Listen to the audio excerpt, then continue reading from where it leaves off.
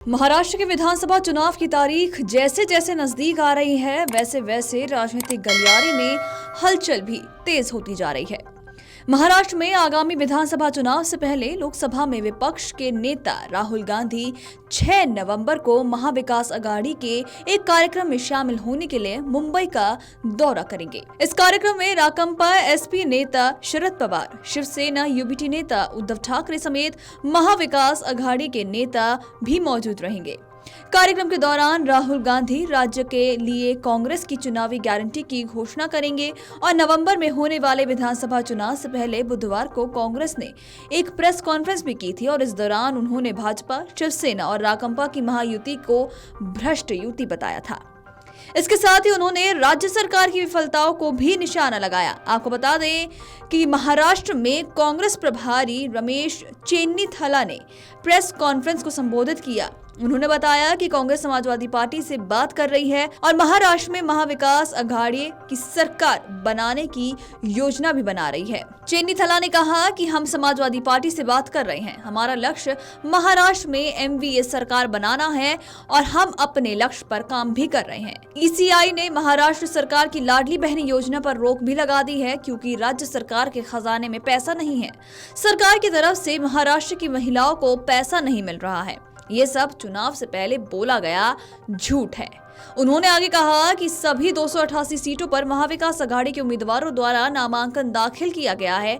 अगर आप एमवीए के साथ महायुति की तुलना करते हैं तो हमारे ग्रुप में कोई झगड़ा नहीं है। महायुति अब खत्म हो चुकी है।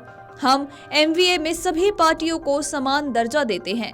महायुति में भाजपा ने राकंपा और शिवसेना की सीटों पर कब्जा कर लिया है।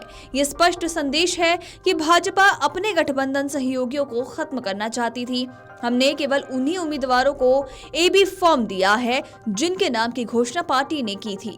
जिन कांग्रेस नेताओं ने स्वतंत्र रूप से नामांकन दाखिल किया था उन्हें अपना नामांकन वापस ले लेना चाहिए। तो आइए अब हम आपको बताते हैं कि इस विधानसभा चुनाव में कौन सी पार्टी कितने सीटों पर चुनाव लड़ रही है। महायुति और महाविकास अघाड़ी गठबंधन ने सीटों का सफलतापूर्वक बंटवारा कर लिया है। सभी दलों ने अपने अपने उम्मीदवारों की घोषणा भी कर दी है।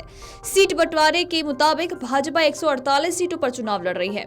शिंदे गुट की सेना ने 80 सीटों पर अपने उम्मीदवार उतारे हैं, तो वहीं महायुति में शामिल तीसरा दल अजीत पवार गुट की एनसीपी 53 सीटों पर मैदान में है। इसके अलावा महायुति ने अन्य सहयोगियों को 6 सीटें दी हैं, तो वहीं शिवडी सीट पर महायुति ने उम्मीदवार नहीं उतारा है। महायुति गठबंधन यहां एमएनएस नेता बालानंद गांवकर को सपोर्ट करेगी। इस तरह महायुति ने सभी 288 सीटों का सफलतापूर्वक बंटवारा कर लिया है। तो वहीं अब महाविकास अघाड़ी गठबंधन की बात करें तो उन्होंने भी अपने सभी सीटों पर बंटवारा कर लिया है।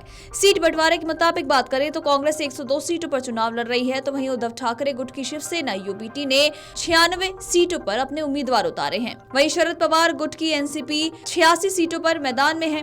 इसके अलावा महाविकास अघाड़ी ने 2 सीट सपा को दी है, तो वहीं 2 seat peasant and workers party को दी गई है। बता दें कि महाराष्ट्र के 288 सदस्यों वाली विधानसभा के लिए करीब 8000 उम्मीदवारों ने पर्चे दाखिल किए हैं।